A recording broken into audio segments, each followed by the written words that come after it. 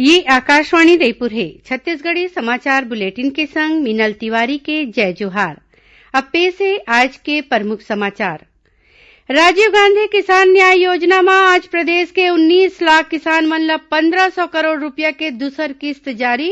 संगे संग तेंदूपत्ता सकलैया मन ला 230 करोड़ और गोधन न्याय योजना में 4.5 करोड़ रुपया के भुगतान करेगी। राष्ट्रीय स्वच्छ सर्वेक्षण 2020 में छत्तीसगढ़ ला आने श्रेणी में 14 ठिन पुरस्कार मिले हैं और प्रदेश में हुआ सरलग बरसा ले नंदिया नरवा उफान में कतकुन गांव के सड़क संपर्क जिला मुख्यालय ले टूटिस। अब समाचार विस्तार ले। राजीव गांधी किसान न्याय योजना में आज प्रदेश के 19 लाख किसान मन ला 1500 करोड़ रुपया के दूसर किस्त जारी करेगी। संगे संग तेंदूपत्ता सकलैया मन ला 230 करोड़ रुपया के प्रोत्साहन पारिश्रमिक और गोधन न्याय योजना में गोबर बेचैया मन ला 4.5 करोड़ रुपया के भुगतान करेगी। पूर्व प्रधानमंत्री भारत रत्न स्वर्गीय राजीव गांधी के जयंती के मौका में मुख्यमंत्री निवास में राखे गए एक ठिन कार्यक्रम में मुख्यमंत्री भूपेश बघेल हा ये रकम जारी करीन। ये कार्यक्रम में सांसद राहुल गांधी घलो वीडियो कॉन्फ्रेंसिंग ले शामिल हुईन। ओमन किहिन की किसान, गरीब, आदिवासी और जरूरतमंद लोगन के मदद बर योजना चलाए में छत्तीसगढ़ सबले आगू है। ओमन प्रदेश सरकार कोती ले करे जात काम के प्रशंसा करत बधाई दीन। ये बेरा में मुख्यमंत्री ह किहिन की राज्य में आने योजना ले जम्मो वर्ग तक मदद पहुंचा के राज्य सरकार राजीव गांधी के सपना ला पूरा करे के दिशा में आगू बढ़त है।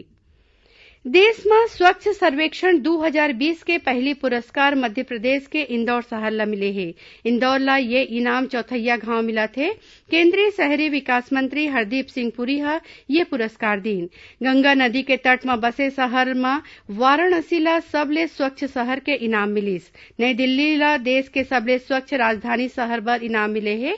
छत्तीसगढ़ ला 100 ले ज्यादा शहर वाले राज्य के श्रेणी में पहली स्थान मिलिस और झारखंड ला 100 ले कमती शहर वाले राज्य के श्रेणी में पहले पुरस्कार मिले हैं। ये बेरा में केंद्रीय मंत्री श्री पुरी हा किहिन कि स्वच्छ सर्वेक्षण में स्वच्छता और पूरा प्रबंधन पर नगरीय क्षेत्र मन में कतको नवा प्रयोग करे गे हे। श्री पुरी हा छत्तीसगढ़ में कचरा ले खातू बनाए के तकनीक और एला रोजगार ले जोड़े खातिर बधाई दीन है। छत्तीसगढ़ देश के कई ठिन बड़े राज्य ला पाछू छोड़त स्वच्छ सर्वेक्षण में एक घाव फिर देश के स्वच्छ राज्य होए के दर्जा पाए है। केंद्रीय आवासन और शहरी कार्य मंत्रालय कोती ले राखे गए स्वच्छ सर्वेक्षण 2020 में छत्तीसगढ़ आने श्रेणी में 14 ठिन पुरस्कार पाए है। केंद्रीय आवासन और शहरी कार्य मंत्रालय कोती ले राखे गए वर्चुअल ऑनलाइन पुरस्कार वितरण समारोह में केंद्रीय मंत्री हरदीप सिंह पुरी हा ये पुरस्कार दीन। मुख्यमंत्री भूपेश बघेल और नगरीय प्रशासन मंत्री डॉक्टर शिव कुमार डहरिया घलो ये कार्यक्रम में ऑनलाइन संग्रहीन। पहली गांव ऑनलाइन तरीका ले ये राष्ट्रीय पुरस्कार देगी। आज छत्तीसगढ़ के जौन शहर और नगर पंचायत ला स्वच्छ सर्वेक्षण पुरस्कार मिले हैं उमा दुर्ग जिला के पाटन नगर पंचायत, जसपुर, धमतरी, अंबिकापुर, भिलाई, चरौदा, बिरगांव, कवर्धा, अकलतरा, नरहरपुर, सारागांव और पिपरिया शामिल है। एकर संगे संग छत्तीसगढ़ देश भर में ODA++ होवैया पहली प्रदेश हवय। केंद्र सरकार हा स्वच्छता के मामला में अंबिकापुर ला 5 स्टार शहर के दर्जा और 9 ठिन शहर ला 3 स्टार और 5 ठिन शहर ला 1 स्टार शहर के दर्जा दे गे हे। पुरस्कार बांटे के बेरा मुख्यमंत्री श्री बघेला केंद्रीय मंत्री श्री पुरी ला छत्तीसगढ़ में चलाए जात गोधन न्याय योजना और गोबर विषय के जानकारी दीन। केंद्रीय मंत्री हा प्रशंसा करत एला आने राज्य बर अनुकरणीय बताईन। पूर्व प्रधानमंत्री भारत रत्न राजीव गांधी के जयंती आज प्रदेश भर में सद्भावना दिवस के रूप में मनाए जाथे। ये बेरा में मुख्यमंत्री निवास में राखे गए एक ठिन कार्यक्रम में मुख्यमंत्री भूपेश बघेल और विधानसभा अध्यक्ष डॉक्टर चरणदास महंत समेत मंत्रिमंडल के सदस्य मन हा सद्भावना दिवस के शपथ लीन। एकर पहली मुख्यमंत्री हा स्वर्गीय राजीव गांधी के चित्र में फूल माला चढ़ा के श्रद्धांजलि देवत राष्ट्र के निर्माण में उखर योगदान ला सुरता करीन। प्रदेश के सबो सरकारी कार्यालय मन में अधिकारी और कर्मचारी मन एकता और सद्भावना बर काम करे के शपथ लीन। यही बीच दक्षिण पूर्व मध्य रेलवे रायपुर मंडल में राजीव गांधी के जयंती के बेरा में मंडल रेल प्रबंधक श्याम सुंदर गुप्ता हा अधिकारी और कर्मचारी मन ला भाषाई भेदभाव ले ऊपर उठ के राष्ट्र बर काम करे के शपथ देवईन। छत्तीसगढ़ी समाचार बुलेटिन आप मन आकाशवाणी रायपुर ले सुनत हव। छत्तीसगढ़ के खबर ले है आपके वास्ता और खबर के विश्वसनीयता ले है हमर वास्ता।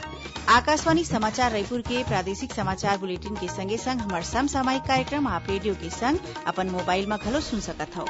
आकाशवाणी समाचार फेसबुक, ट्विटर और यूट्यूब में घलो हावय। हमर फेसबुक पेज हरे Chhattisgarh news on AIR, Twitter handle CGAIR news और हमर यूट्यूब चैनल हरे छत्तीसगढ़ AIR न्यूज।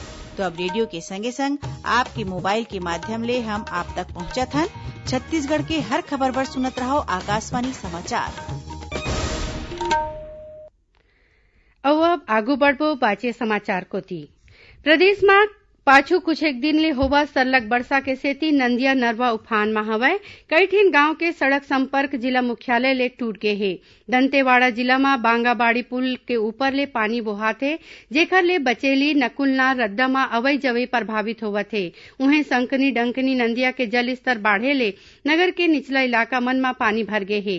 बीजापुर जिला में सरलग बरसा ले इंद्रावती नंदिया समेत छोटे बड़े नाला लबालब भराए हे, जेखर ले जगदलपुर, भोपाल, पटनम, रद्दा समेत जिला मुख्यालय ले जुड़ैया जम्मू रद्दा में अवई जवई में मुश्किल होवत हे। जिला कलेक्टर रितेश अग्रवाल ह लोगन ले अपील करीन हे कि ओमन बिना काम के घर ले बाहिर झन निकलें। सुकमा जिला में कई ठिन पुल और पुलिया के ऊपर ले पानी बुहाए के सेती अवई जवई बंद हो गे हे। पुष्पाल थाना क्षेत्र में बारू नदी के पानी बाढ़े ले निचली बस्ती ला खाली कराए गे हे। कवासी पारा ग्राम पंचायत के कुछ एक परिवार ला तालनार में सुरक्षित पहुंचाए गे हे।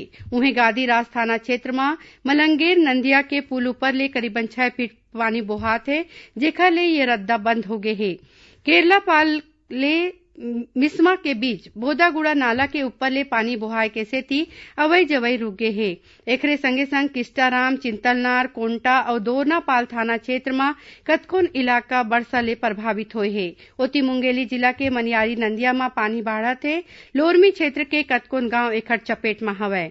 एती राजनांदगांव जिला में जोरदार बरसा ले नंदिया नरवा उफान में हवय। मोहारा में शिवनाथ नंदिया के जुन्ना पुल ऊपर ले पानी बोहात हे।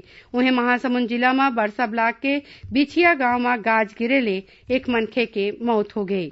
यही बीच मौसम विभाग अवैया 24 घंटा में प्रदेश के कतकोन जगह में हल्का ले मध्यम वर्षा होए और गरज चमक संग छींटा बौछार होए के संभावना जताए है।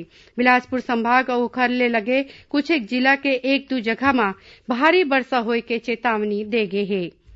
भारतीय जनता पार्टी के प्रदेश अध्यक्ष विष्णुदेव साय हर राष्ट्रीय भर्ती एजेंसी के गठन ला मंजूरी दे के केंद्र सरकार के फैसला ला युवा मन बर ऐतिहासिक बतईन हे। ओमन ये फैसला के स्वागत करीन कि केंद्र सरकार के ये फैसला ले करोड़ों युवक मन ला फायदा मिली और ओमन अपन प्रतिभा दिखा सकीन।